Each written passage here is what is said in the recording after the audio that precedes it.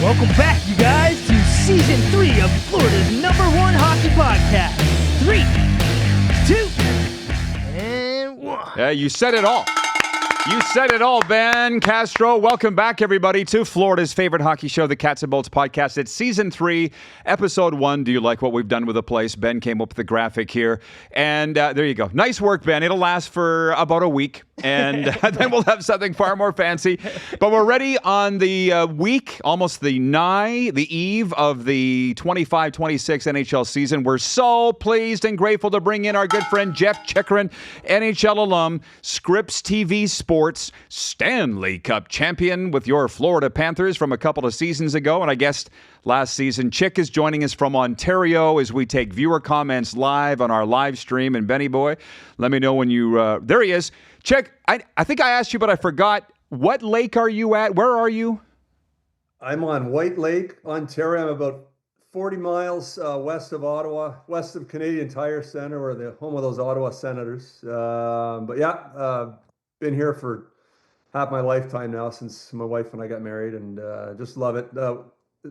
It's our third summer spending an extended time here. So love the fall. Don't miss hurricane season. So this is pretty nice. Well, I feel like, is it something I said? Ever since we started doing this, you stay in Canada longer. So anyways, we'll be happy to have you home, Chick. But I know, hey, Rod. Well, from last season, Ben was very excited with the fact that we realized we can use Zoom very liberally and bring in guests from all over North America. And so that's why you're with us here today. Chick, I'm going to say, I told you we're going to bring in viewer comments, but I have several of my own. We welcome Cats and Bolts fans, questions of the Lightning and the Panthers, but I'm going to jump right into it. The first point, can the Panthers three-peat without Alexander Barkov and Matthew Tkachuk? We might as well get right to it.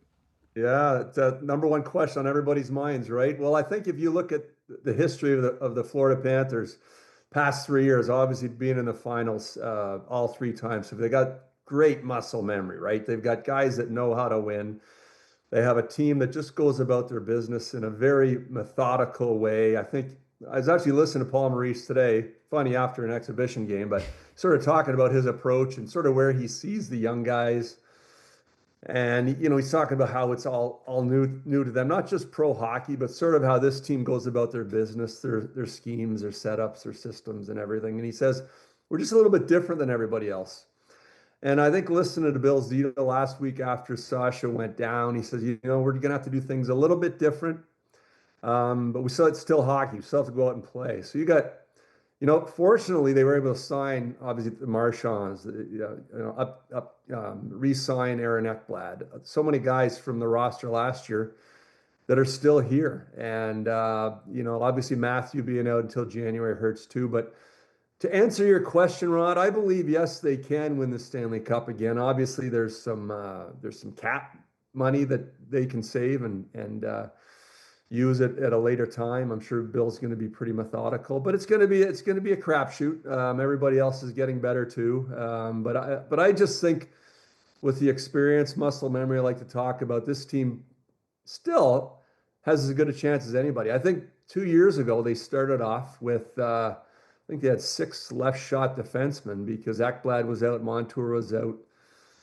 And they didn't hurt them at all coming off that final run. So we'll see. Obviously, you don't want to lose one of the best centers in the game. No, right? I love your positivity, Chick. I love your positivity. You can imagine when you get back here, everybody's talking about it, and they're quite worried. But before we get into how they could maybe fill that spot vacated by Barkov, I got to ask you this. I saw the same news conference with Paul Maurice. He was talking after a 3-2 Panthers loss to the Lightning in Orlando. The Lightning are 5-0, which we'll get to whether that matters or not. But Paul said, I don't like losing these games. And I'm like, well, yeah, that's the competitor that he is, right? Yeah, I love it. I think it works. I think watching the Capitals game the other day, they challenged it was the Panther game the other day. It wasn't last night, the night before. They challenged a goal. I can't remember, was it offside or whatever? It was, yeah. But I love that. I mean, it's play the games to win. You don't go out there. 2 points is 2 points, obviously, like you said. But I love it. I think they're a competitive group. they want to be top dog, and it doesn't matter. I'm sure if they're playing Monopoly, they're going to be winning at all costs. Yeah, Ben was just taking a picture of you and me, so I was getting him a quick peace sign like this. But I thought it was 2 points. yeah, 2 points. well, it might as well be. And you're right, it was fun in the barn the other night. I got so many things to get to with you, Chick. The Panthers fans are being criticized for the bad crowd the other night. I'm like, that's still a thing? And the Dolphins were playing at the exact same time. But as far as the Lightning being 5-0, yeah, 5-0 is 5-0, right? Yeah. A couple of years ago, my son was with the Ottawa Senators. I think they were 6 or 7-0 in the preseason. They didn't make the playoffs. So it can be a good, if you want it to be good, it can be a negative, or a negative if you want to act negatively upon it. But I mean, obviously, winning those games is better than losing them. But if you look at the rosters, particularly this past week, there were an awful lot of split squad games, so you never really knew who was going. And it's funny with preseason too. A lot of times the road team will have a much lesser group going. I think we'll have to play 8 or 9 veterans going into a preseason game. And a lot of times those clubs seem to come out on top. I remember playing for the Hershey Bears and we beat the Flyers in preseason. And I remember playing for the Flyers, we lost to the Bears in preseason. So it's a funny thing, preseason games. Obviously, I think that the rhetoric coming out of Tampa is going to be, yep, that's great. But I think everybody else looking at it is probably just saying, well, it's just preseason hockey. Well, they got nothing to apologize for. Like I say, 5-0 is 5-0. And the Panthers and Lightning will meet Saturday night at American Bank Arena, and we'll be there. And I'm looking forward to it. But back to that Barkov thing. Yeah. I'm sure you saw on the weekend, Bill's, yeah, you said it. Bill Zito said, we'll kind of fill it by committee. Aaron Ekblad said there's a lot of camaraderie. Or what did he say? Yeah, camaraderie in that room. We'll try and chip away at it together. But I'm going to go way out on a limb and say, how about acquiring a Sidney Crosby? The salary's roughly the same. You're going to have cap space. If he were available, or is that a pipe dream? Yeah, I would think that one would be a pipe dream. I don't know how long-term you fit. I don't know how much. I mean, the cap is going up. I just don't know how that you fit that salary structure in. I mean, you'd have to talk to capologists, obviously. I suppose it'd be fine going into the off season, but does Sid want to come to Florida? I would imagine if he's going anywhere, it'd certainly be one of those spots.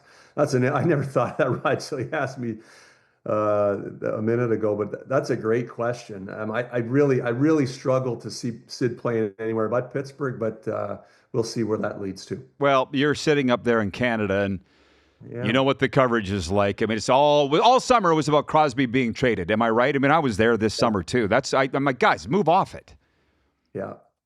I mean, until Sid says he wants to move, he's going to move. Any idea what he has left on his deal? Does he have 2 years left? He just signed a new one at $8.7 million. Right. It's because it matched his number. That's why I remember. But it's multiple years. But that's roughly what Barkey makes. How team friendly is right? That's true too. I don't know. We'll see. What would the compensation be for that? I think that's anybody's guess. Obviously, one of the greatest players ever. 38 years old. I'm not sure what I know what the ask is probably going to be. I don't know what the offer is going to be. That's certainly a big question would be from any team. We have a lot of young viewers that watch this show, and I have a bit of a problem with some of what they've said to me. They're like, we don't care about anything that happened in the NHL before 93. Well, sorry, then you're watching the wrong show, because we're going to talk about that. And what I'm getting to is August 9th, 1988. You were right in the thick of it, Chick. I watched Boys on the Bus.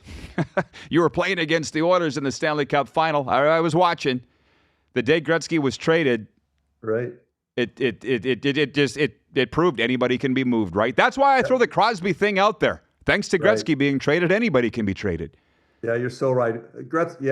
I almost said Gretz was sold, but he really wasn't. There were a lot of guys went with him, obviously, right? But maybe it'd be a similar scenario. I don't know that teams can actually move cash anymore, but under the CBA. But yeah, you're right. I'll never forget that too, Rod. I was in my billet's house. We just won the Calder Cup with the Hershey Bears, and I knew I was going to get a solid shot at making the team the next year in Philly. And walking in the TV room, all of a sudden Wayne Gretzky been traded.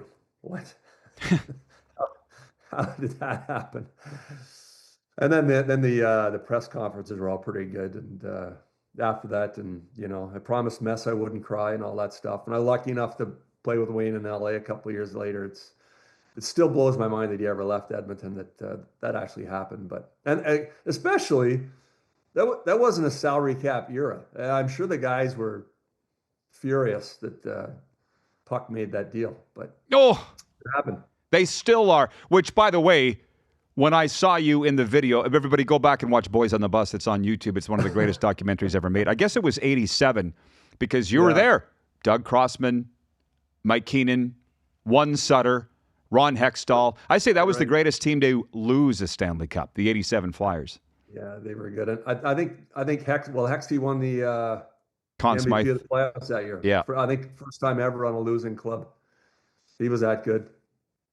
So I got quite a few questions here. And by the way, from the audience, fire your questions away. Ben Cobbs has said, we are back. We got two Bens. Ben producing, Ben in the audience. Any questions from the viewers, fire them our way. But I'm promising to have way more Lightning coverage this year because the Lightning fans have been asking for it.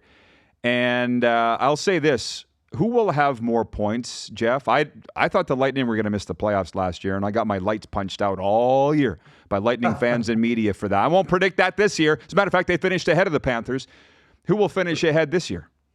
Yeah, that's a tough team to count out, isn't it? I mean, with that track record, every year, what has it been? 6 years now in a row, the Stanley Cup has gone through Florida. I think that the Kucherovs, I don't know how Vasilevsky's feeling, but obviously you still have the Hedmans and that group. Killorn's gone, but that group, I still think the bones of those championship teams are there. Although Stammer's not there too, right? But I'm gonna put my money on the Florida Panthers. I just think they have a deeper roster at this point. I thought Bobrovsky looked great the other day in his little tune-up. And I just have a lot of faith. But Rod, I know Serena's not here today and I know she'll staunchly defend Alberta. But what do you think's tougher, Rod? Winning the old Battle of Alberta or coming through Florida now? I refer to the Battle of Alberta being just like Florida now. I mean, it doesn't get any tougher in the league, in my opinion. Well, as you know, I spent the summer in Western Canada. Yeah. And I did a golf tournament with Theron Fleury and Tim Hunter, and they told a story there that Saturday night, hockey night in Canada, in Edmonton, Flames Oilers, and Tim Hunter skated up to Theron Fleury and said, Theo, you do whatever you want tonight. I got your back. And Theo goes, are you serious? He goes, yep. 351 penalty minutes later, they were brawling. That's the difference, Chick. You were lucky to come out with your life in the 80s from that. And the actual size of those Flames teams, they were a bunch of huge men. You look at Joel Otto, Dana Merzen, Jamie McCown. I'm running out, but they were a really, really big group. I think John Tonelli was there for a while. Just a bunch of Gary Roberts up front, Joe Newman. They had really, really big bodies, and they could certainly wind it up. As skilled as they were, they could definitely lay a beating on teams as well. I should ask you, you've been in Florida a long time, and just see, even when I got here, this is my 5th season covering these teams, and there was no rivalry, Jeff. I mean, there wasn't. The teams didn't hate each other. Fast forward to now, 4 playoff meetings, and last year leaving Amalie Arena, which it's now has a new name, Benchmark International. There was fights in the stands. I'm not advocating for that, but that's what you get. Oh yeah, love the juice. Love that. I think the players feed off it. I think the players obviously help create that environment, right? But that's the way hockey should be. It's not a fun league.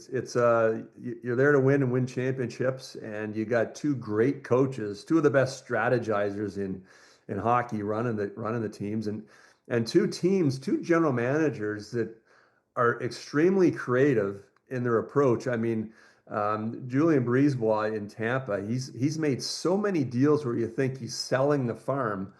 The number of draft picks he's given away to acquire players, and And yet I think he really values what those players mean today rather than the future value. And I think it's paid off for them a long time. I think similar to Florida, you look down, the number of years they've given up first round picks for the Giroux, for the Tkachuks, the Ben Sherratts, just to be able to make a run. And I think that's important, not just internally for the players, knowing that, hey, management's going to do whatever they can to help us succeed, but also the fan base. And I think that's why the fan bases have been, and I'm kind of chuckling at that, the question about the Panthers playing in front of empty stadiums. Well, a lot of teams do during preseason. Yeah. You can't get a ticket during the regular season. I think it's a bit of a cop-out shot at the hockey team, because I know broadcasting the Florida Panthers 2 years ago, we lost our suite because they were all sold out during the regular season. So we had to move up to a little closet at center ice. Yeah, it was a cheap shot. I was amazed that I saw this comment, a photo. I'm like, somebody goes, "This is disgusting," and it was a Who photo. Are they? Show your face. Where are you? Yeah. Well, and I'm like, what's disgusting? This gigantic scoreboard? Wait till you get back, chick. You can't even see the other side of the rink. It's like the old Moose Jaw Civic Center with the dipped roof. We couldn't see the other side of the rink. Yeah. That's how big this scoreboard is at Marin Arena. You'll see that. The crowd showing up. Oh, well, Ben Cobb says actually, no, Ben Castro, do you want to read these comments from the viewers? That's your job. Yay. The producer here, Ben Castro. Hey, listen, Rod, I have season tickets. I wasn't there either. Right. Can you hear me? All right, cool. So we got some comments in here. We got Ben Cobb. The adaptive team is looking good, Rod. We are getting new people to join, and that's amazing. Josh Dorr, what's going on? Barkov told Eric Spoelstra he will be back in 6 months. Accurate, or is it 7 to 9? I'm sure we don't have an answer to this. So that's what they said when they announced the 7 to 9 month injury return date for Barkov. Everybody said, Jeff, but with the modern science, miracles of modern science and medicine, that he could be back. And I guess he told the coach of the Heat that. Your kid plays in the NHL. Like, in terms of these injuries, you guys must have talked about it. What do you think is possible here for a return? We definitely did. So I remember my guy, he had his done April 1st, roughly, surgery. And it was going April, May, June, July, August, September. He was definitely skating October. They might have held him up till November. But at the 6 month mark, he was pretty functional. The way these guys today, I remember when he had his done, literally, he was in the swimming pool 3 days later doing non-weight bearing exercises to really be progressive with the approach. And I'm sure, so that's, 5 years ago. I'm sure today that their approaches to dealing with these things is off the charts. Probably to the point where they almost make the surgeon a little bit uncomfortable, because they really just sort of focus on what they do and putting that body part back together. But the therapists and the advancements in those ideas has really, really been aggressive the past several years, and to the players' ability not only to come back, but to come back better than they were before they went out. And my son, some of the guys come back and they don't wear braces because they don't need it, because they recover from these things better than they were before at times. So anyway, I'm hopeful too. I don't think 6 months is out of the question, quite frankly. We'll see. And maybe 7 will be good, because you may not have, if you're in a good spot, you don't have to rush him back. But we'll see. I know he's going to be aggressive in whatever he does, and hopefully comes back, like I said, better than he was before. Brent from Wellington, Florida writes in, he says, in Zito, we trust, but I'm betting on Barkey game 1, round 2 of the playoffs. Brent's the kind of guy that would have done all the math on this and looked at what the dates would be. And I'm hoping that, I'm with you, Brent. I hope it's before that, but I think he's going to be back too. By the way, Brent, I don't know if you just joined us, we talked about who we thought might step up, which reminds me, we should go back to that. I said Sidney Crosby. Jeff says I'm on something, not on to something, on something. But Zito said, we're going to see what we have, which is the reasonable approach, right? Like in the preseason and early on, we'll see what we have. But I don't know who could step up. That's why I said Crosby. Who steps Well, up? I think patience is the key. I mean, it just seems to me like in Zito we trust, and I totally agree with that statement. I think everybody, if you look at his track record and everybody he's brought in, Gustav Forsling to Anthony Duclair, these guys all had career years when they've come to Florida, whether it's the culture, whether it's the locker room, whether it's the coaching. So I mean, you look at a guy that I mean, Carter Verhaeghe, who two teams let go as well and came in, and all he's done has been great since he's come here. So I think he's going to sit back. He's going to be patient. Sam Bennett can clearly play the top line. Anton Lundell, who knows what his potential is yet, but he's been nothing but stellar since he's come into the fold. And then you see who can step up on the third and fourth lines. But I think the depth of this team, they brought in a guy like Luke Cunnin from a former first-round pick in Minnesota. Guy can really skate, right-handed shot defenseman, center iceman too, which is a nice advantage to have. So we'll see who can fill in. But yeah, it's they're pretty deep everywhere else. So I think that's part of it. They're very blessed to be as deep as they are at center ice, quite frankly. And they're a good team. I mean, whether it's been a week or two when guys have gone down, they really haven't taken many steps back. So we'll see over the long term. I'm going to say 6 months. I'm glad to have Brent in here because he loves talking about the money and the contracts. I hate it. He's a business guy. I'm like, I'd rather just watch the games. I don't like to talk about the salary Tetris and fitting, but I get that some people do. And with your son, congrats again, by the way, on Jacob signing. What was it? 8x8, 8 years, $8 million? 8 and 9. 8 and 9. Okay. Double congrats. You saw Kirill Kaprizov signing the deal, $17 million a year. That was his text to me last night before he went to bed. Did you see that one? Yeah, it's just mind blowing. And I guess the Panthers are sitting here going, well, we're glad we've got these guys locked in now, because all of them, most are locked in long term before these salaries have gone crazy. Yeah, it's going to be interesting to see where it goes. I know the interesting battle now has been, I know with like McTavish in Anaheim, hearing some of those reports. Who just signed, the Hughes boy, Luke Hughes just signed, or he's about to sign for $9 million a year in Jersey.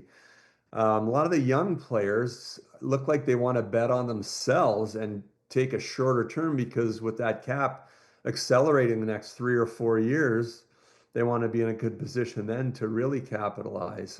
It's funny how a couple of years ago, players were fighting for long-term bridge deals.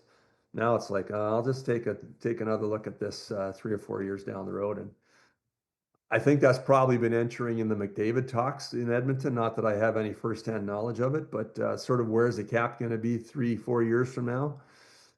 And it'll be interesting to see. But I think with Kaprizov signing that long-term deal, maybe that's something Connor's looking at too. But that was huge money. I mean, I was kind of blown away.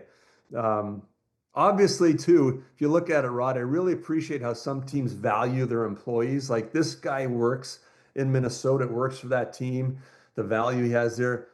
We're going to go the extra mile to keep him. Whereas you thought maybe a week ago, Billy Guerin might have just put his hands up and said, I can't, this isn't going to work. I don't know.